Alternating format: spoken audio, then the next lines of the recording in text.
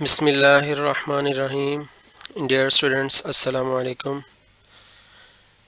Lecture number 10 में हम cross product की प्रॉपर्टीज़ पढ़ रहे थे। इसकी फोर्थ प्रॉपर्टी हम पढ़ेंगे और ये प्रॉपर्टी बहुत ही अहम है। इसको हम दो मेथड से जो है वो डिस्कस करेंगे, दो तरह से हम इसको डिस्कस करेंगे और इस प्रॉपर्टी इससे रेलेवेंट कई न्यूमेरिकल्स हैं, तो इसलिए आप लोग जो है वो जहन में रखेंगे, गौर से समझेंगे। अगर कोई चीज़ नहीं समझ आएगी तो मुझे जो है वो मैसेज करेंगे। बहरहाल, the cross product of two vectors in terms of their rectangular components, ये प्रॉपर्टी की स्टेटमेंट है कि हमने दो वेक्टर्स का क्रॉस प्रोडक्ट लेना है उनके रेक्टेंगुलर कंपोनेंट्स के लिहाज से। तो हमने कहा फ़र्ज़ करें स्पेस कोऑर्डिनेट सिस्टम में एक वेक्टर के ये कंपोनेंट्स हैं, ए x I plus A Y J plus A Z के, और वेक्टर बी है उसके कंपोनेंट्स बी एक्स आई प्लस बी वाई जे प्लस बी जेड के हैं। इनका क्रॉस प्रोडक्ट लेना है तो हमने इधर लिखा A cross B is equal to, A की पहले वैल्यू पुट कर दी कंपोनेंट्स वाली, ये सारी ये इधर लिख दी, क्रॉस के बाद हमने बी की वैल्यू लिख दी, वो ऊपर जो लिखी है वो सारी की सारी ये सारी वैल्यू यहाँ पर लिख दी। अब हमने इनको मल्टीप्लाई करना है, तो पहले x कंपोनेंट को इसके x से मल्टीप्लाई करेंगे, फिर इसके x को इसके y से, फिर इसके x को इसके z कंपोनेंट से। तो देखते हैं, ये देखें ax bx ये लिख दिया, और इधर यूनिट वेक्टर i है, इधर भी यूनिट वेक्टर i है, तो इस दफ़ा लिख दिया i क्रॉस i। पिछले टॉपिक में बिल्कुल यहाँ पर हमने i डॉट i लिखा था, डॉट प्रोडक्ट के टॉपिक में। यहाँ पर हम जो है वो डॉट की बजाय क्रॉस लगा रहे हैं, डॉट नहीं लगा सकते, गलत हो जाएगा। अच्छा, उसके बाद यहाँ पर प्लस है और इधर भी प्लस है, तो प्लस के साथ प्लस मल्टीप्लाई हुआ तो यहाँ पर प्लस आ गया। ए एक्स बी वाई यहाँ पे लिख दिया, और इधर आई और इधर जे तो लिख दिया आई क्रॉस जे। फिर उसके बाद प्लस, इधर प्लस, यहाँ पर भी प्लस आ गया। चूँकि ये सारे प्लस हैं तो इसलिए नेगेटिव कहीं पे भी नहीं आएगा, प्लस ही आएगा। तो ये ए एक्स बी जेड ये लिख दिया, ए एक्स बी जेड, और इसका यूनिट वेक्टर आई और इसका यूनिट वेक्टर के, तो हमने क्या लिखा आई क्रॉस के। इसके बाद प्लस लिख के हमने ए वाई को बी एक्स से मल्टीप्लाई किया, ये लिख दिया A Y B X, unit vector इसका जे इसका आई, तो हमने लिखा जे क्रॉस आई, यहाँ पे लिख दिया जे क्रॉस आई।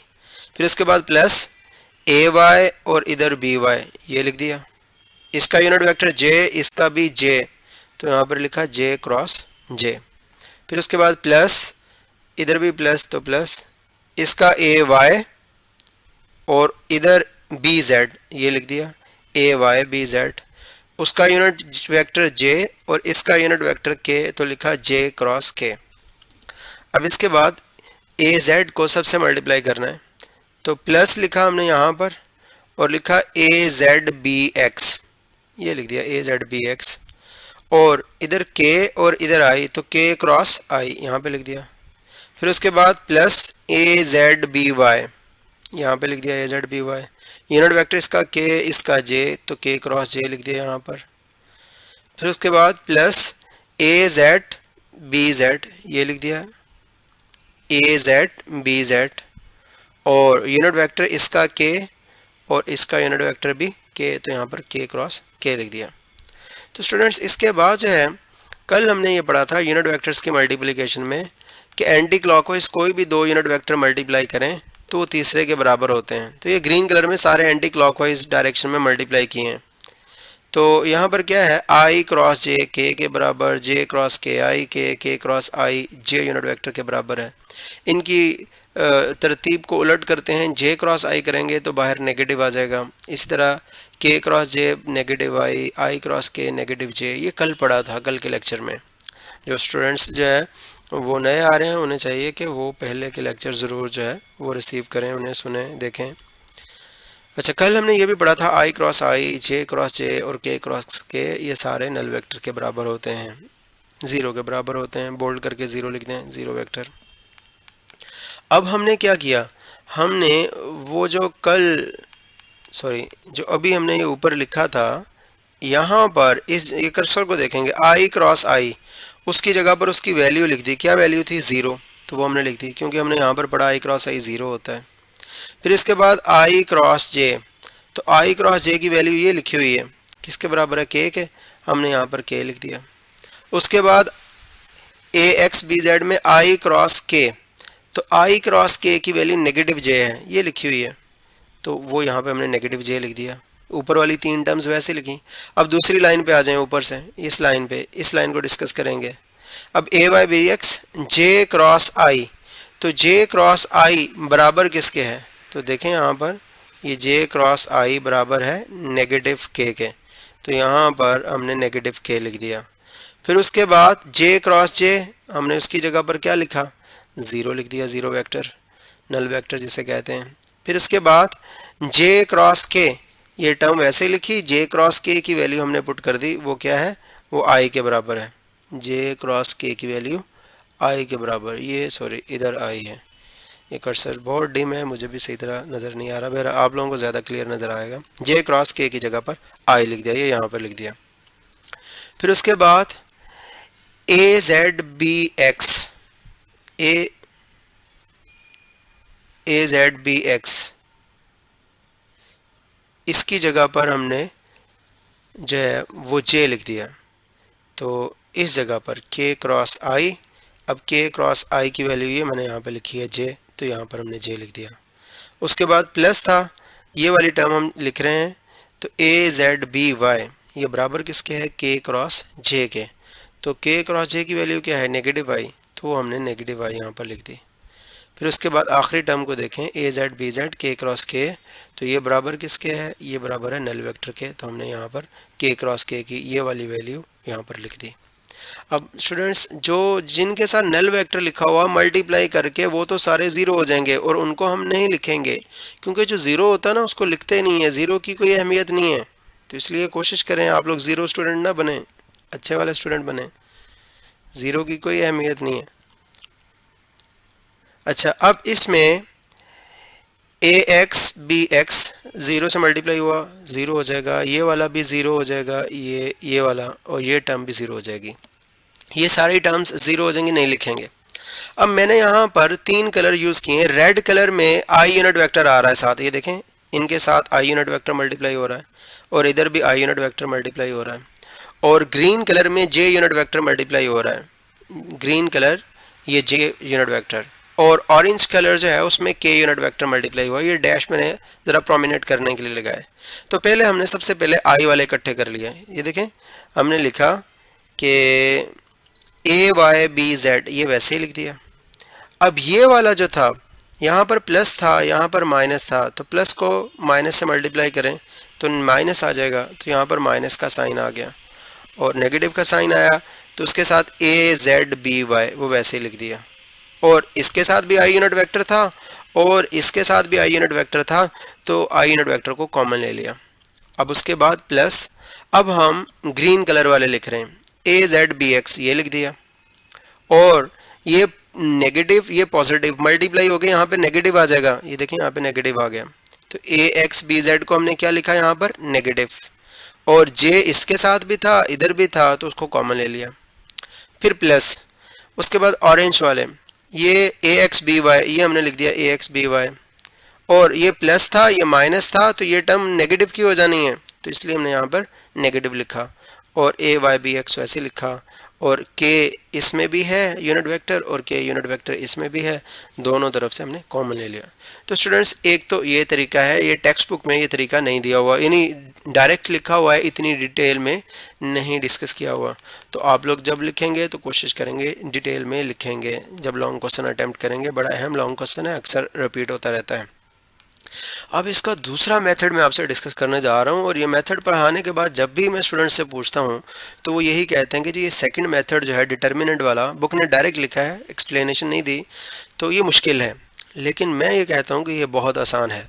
आप लोग शुरू में समझते वक्त तो यही कहेंगे कि ये मुश्किल है, लेकिन जब मैं इसकी एक एग्जाम्पल भी आपको करवाऊँगा तो आप कहेंगे वाक़ईतन ये ऊपर वाले मेथड से कहीं आसान है। तो खैर, ये डिटर्मिनेंट में कैसे लिखना है, पहले तो आपने ए क्रॉस बी लिखना है, यहाँ पर सिंपली आई जे और के यूनिट वेक्टर्स लिख देने हैं। अगर पहला वेक्टर ए है तो यहाँ पे आपने आई के नीचे ए का एक्स कंपोनेंट लिख देना है, फिर इधर जो है वो वाई कंपोनेंट लिख देना है ए वाई, और इधर ए जेड, और दूसरा वेक्टर बी था तो उसके कंपोनेंट्स लिख दिए, आई के साथ बी एक्स, जे के नीचे बी वाई और के नीचे बी जेड लिख देना है। स्टूडेंट्स मैट्रिक में आपने ज़रूर पढ़ा होगा, इनको हम रोज़ बोलते हैं और ये फर्स्ट रो है, ये सेकंड रो है और ये थर्ड रो है। ये कॉलम्स हैं, इस तरह वर्टिकल लाइनेज हैं। ये फर्स्ट कॉलम है C1, ये सेकंड कॉलम है और ये थर्ड कॉलम है। आपको इतनी डिटेल में नहीं लिखना, आपने तो जस्ट जो आपने कहाँ से शुरू करना है वो मैं साथ में बताता हूँ, ये तो आपको समझाने के लिए बताया जा रहा है इतनी डिटेल में। स्टूडेंट हम इस डिटर्मिनेंट को जो है वो एलिमिनेट कर रहे हैं, तो एलिमिनेट फर्स्ट रो के तहत कर रहे हैं। हमने लिखा यहाँ पर इस एलिमेंट को देखें, आई यूनिट वेक्टर को देखें, ये पहले कॉलम में लाई कर रहा है और ये पहली रो में लाई कर रहा है। तो हमने हर यूनिट वेक्टर जो एलिमेंट है उसको ऐसे ही लिखना है, उससे पहले -1 लिखना है और -1 की जो पावर बनेगी वो इस आई यूनिट वेक्टर की पोजीशन होगी, यानी रो प्लस कॉलम आएगा। यहाँ पर रो आ जाएगी और यहाँ पर कॉलम। देखें ये कौन सी रो है, पहले वाली रो है और कॉलम भी कौन सा है, पहले वाला। ये देखें ये आई जहाँ पर पड़ा हुआ है वो फर्स्ट रो में पड़ा हुआ है, तो इसलिए यहाँ पर हमने लिखा 1 प्लस, और किस कॉलम में पड़ा है ये पहले ही कॉलम में पड़ा है तो इसलिए हमने +1 कर दिया। अच्छा स्टूडेंट्स, इसमें आई यूनिट वेक्टर लिख दिया। अब आपने ये आई यूनिट वेक्टर जो है जिस कॉलम और जिस रो में होगा उसके एलिमेंट्स नहीं लिखने, यानी ये वाले नहीं लिखने और आपने ये वाले भी नहीं लिखने।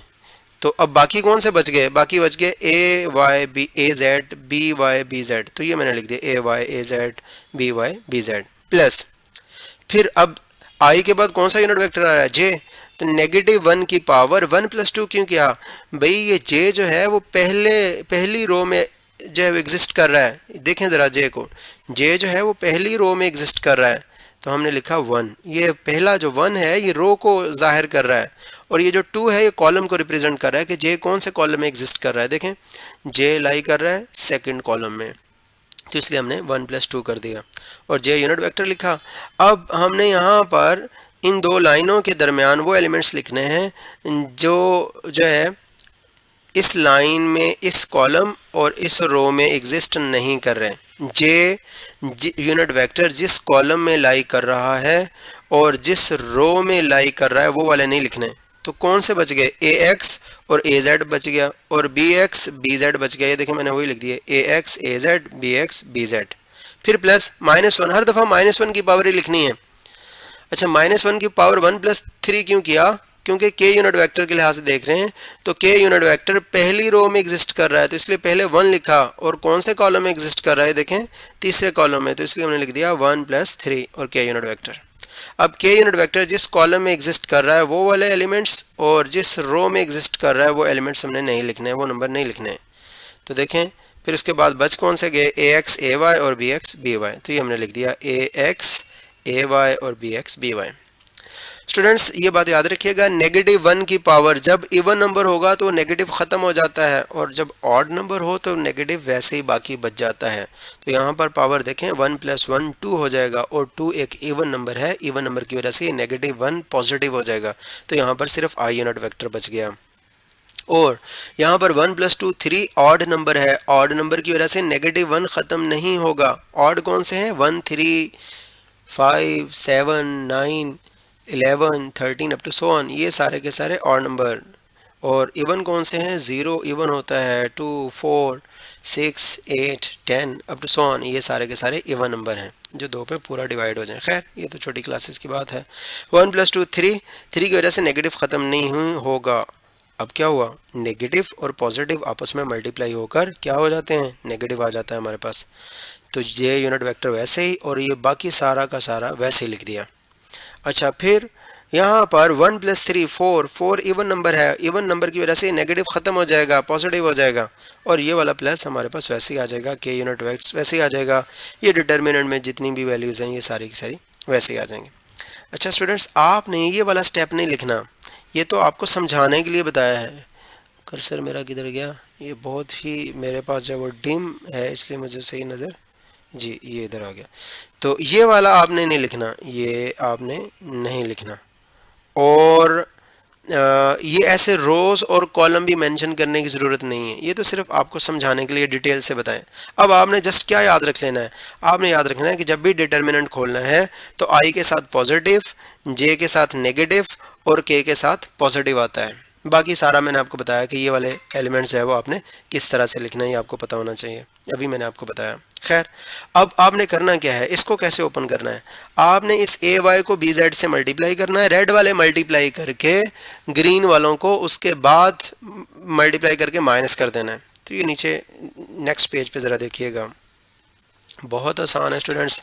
तो इसको हम यहाँ पर जो वो देखेंगे, ये हमारे पास ये जी, ये देखें हमने क्या किया, हमने इधर ए क्रॉस बी वैसे का वैसे ही लिख दिया, आई यूनिट वेक्टर था वो वैसे का वैसे ही लिख दिया यहाँ पर। अब इधर ए वाई बी जेड है तो हमने मल्टीप्लाई कर दिया, रेड वाली लाइनें आपस में मल्टीप्लाई कर दी, A Y B Z minus, दरम्यान में माइनस आएगा हमेशा नेगेटिव, और A Z B V Y sorry, तो ए जेड बी वाई हमने यहाँ पर मल्टीप्लाई करके लिख दिया। फिर उसके बाद माइनस जे क्यों लिखा, क्योंकि यहाँ पे नेगेटिव था तो नेगेटिव यहाँ पर जे यूनिट वेक्टर। फिर उसके बाद रेड वाले ए एक्स और बी जेड मल्टीप्लाई होकर हमने इधर करके इधर लिख दी A Z A X B Z, और उसके साथ ये ग्रीन वाले ए जेड बी एक्स ये मल्टीप्लाई करके माइनस कर दिए, ये देखें ए जेड बी एक्स हमने माइनस कर दिए।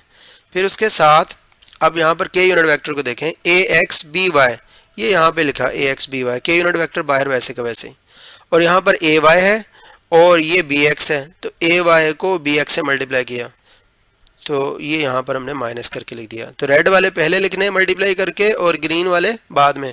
आपको ऐसे लाइनें लगाने की ज़रूरत नहीं है, ये रेड और ग्रीन लाइनें ये तो सिर्फ आपको समझाने के लिए लगाई हैं, आप तो डायरेक्ट भी कर सकते हैं। अब देखिएगा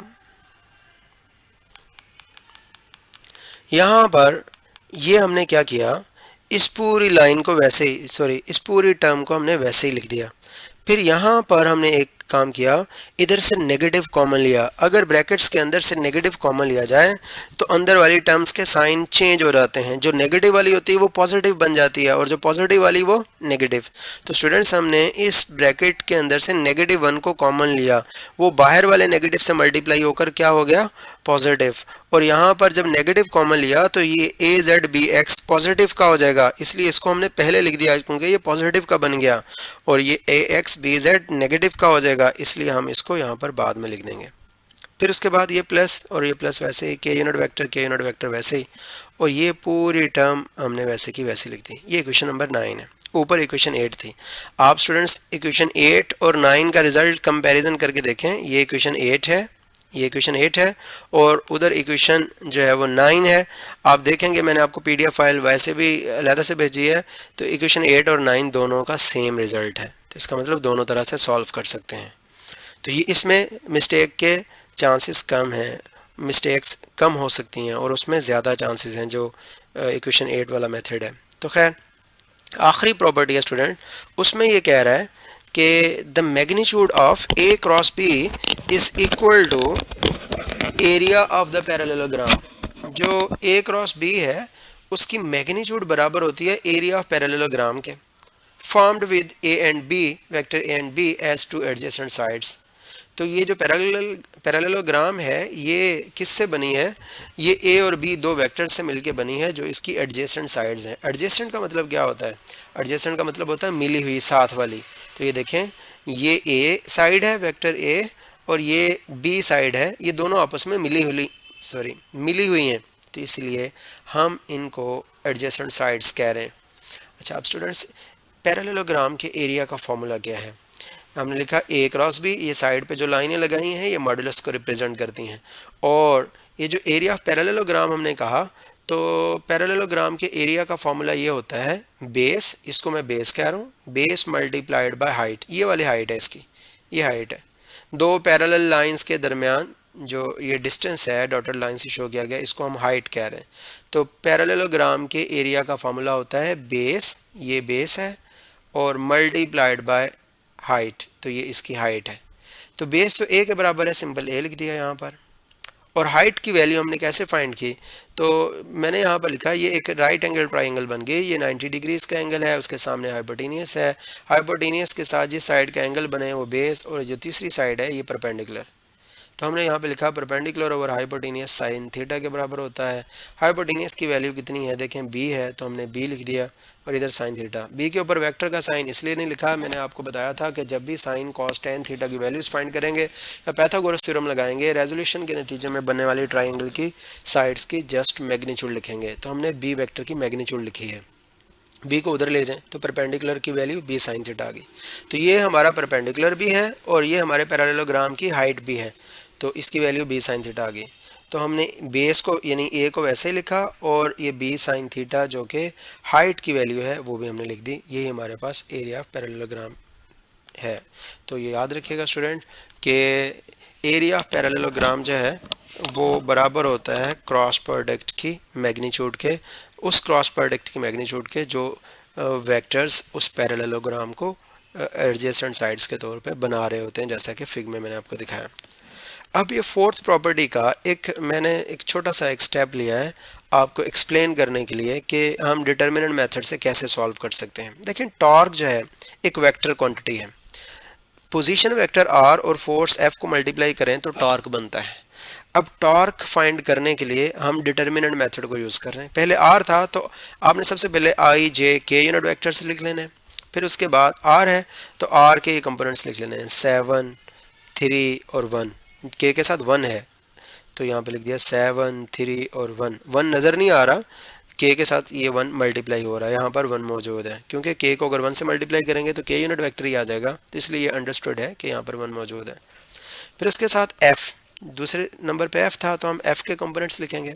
f के कंपोनेंट्स क्या है, -3, यहाँ पर 1 और ये 5, तो ये लिख दिए -3 1 और 5। आप r क्रॉस f को f क्रॉस r नहीं लिख सकते क्योंकि आपने पढ़ा है कि a क्रॉस b बराबर नहीं होता b क्रॉस a के, इसलिए r की वैल्यूज ऊपर ही लिखेंगे और f की नीचे ही लिखेंगे। तो स्टूडेंट्स इसको सॉल्व कैसे किया हमने,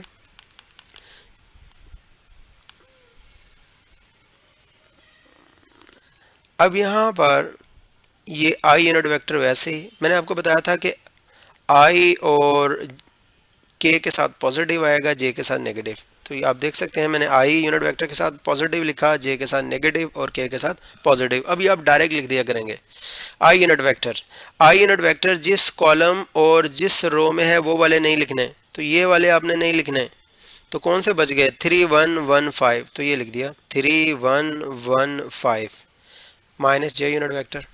अब j जिस कॉलम में है और जिस रो में है वो नहीं लिखने, तो क्या बच गया 7 1 -3 5, ये लिख दिया 7 1 -3 5।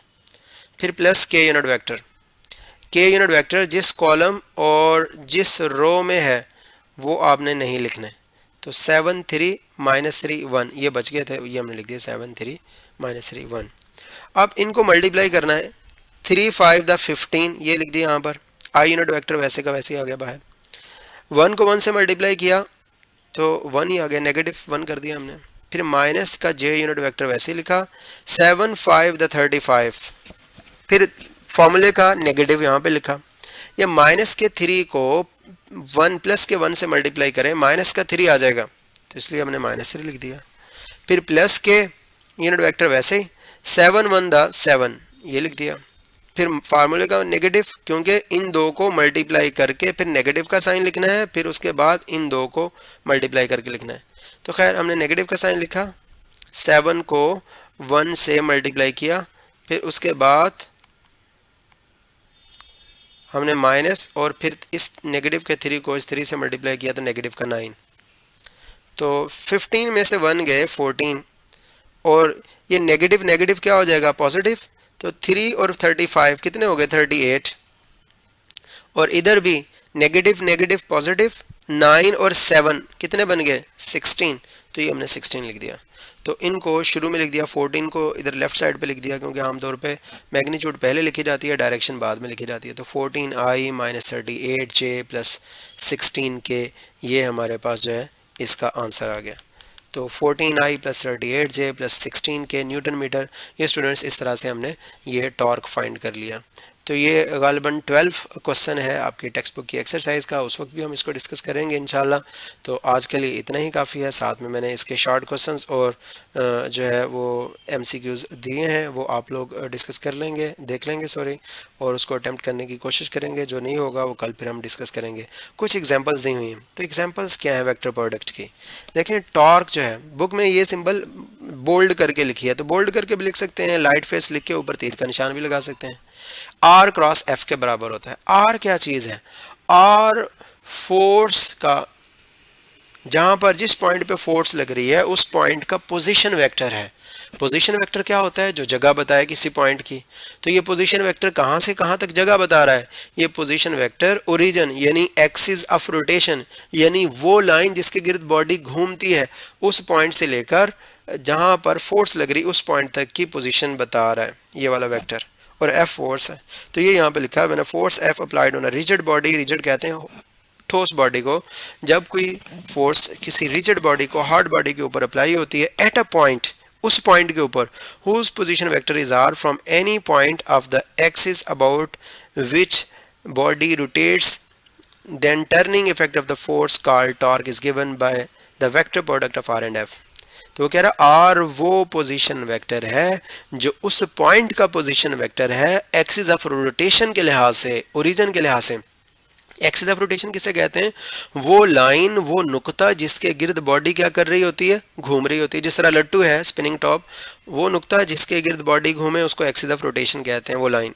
तो वो कह रहा है ये आर एक्सिस ऑफ रोटेशन से लेकर उस पॉइंट तक का वेक्टर है जिस पॉइंट के ऊपर फोर्स एफ लग रही है। तो इस फोर्स की वजह से जो टर्निंग इफेक्ट होता है उसको फाइंड करने के लिए हम आर क्रॉस एफ यानी टॉर्क जो है उसका फॉर्मूला अप्लाई करते हैं। फिर उसके साथ दूसरा वगैरह कि अगर कोई चार्ज पार्टिकल, उसका चार्ज क्यू है और उसकी वेलोसिटी वी है, वो मैग्नेटिक फील्ड बी के अंदर जो है, outer external magnetic field B में वो मूव कर रहा है, तो उसके ऊपर लगने वाली फोर्स को हम इस फॉर्मूले से फाइंड कर सकते हैं। This is the cross product of this force is equal to magnitude of charge into cross product of velocity of the charge particle and external magnetic field। तो स्टूडेंट्स इसको r क्रॉस f लिख सकते हैं, f cross r नहीं लिख सकते, और इसी तरह इस इधर f is equal to q into v cross b लिख सकते हैं, b क्रॉस b नहीं लिख सकते। बकिया शार्ट क्वेश्चंस आप लोग देख लेंगे और MCQs भी देख लेंगे, फिर कल इंशाल्लाह हम डिस्कस करेंगे। लेक्चर पहले ही काफ़ी ज़्यादा लेंथी हो चुका है, तो इसको अब ख़त्म करते हैं। आज के लिए इतना ही काफ़ी है। अल्लाह हाफिज़।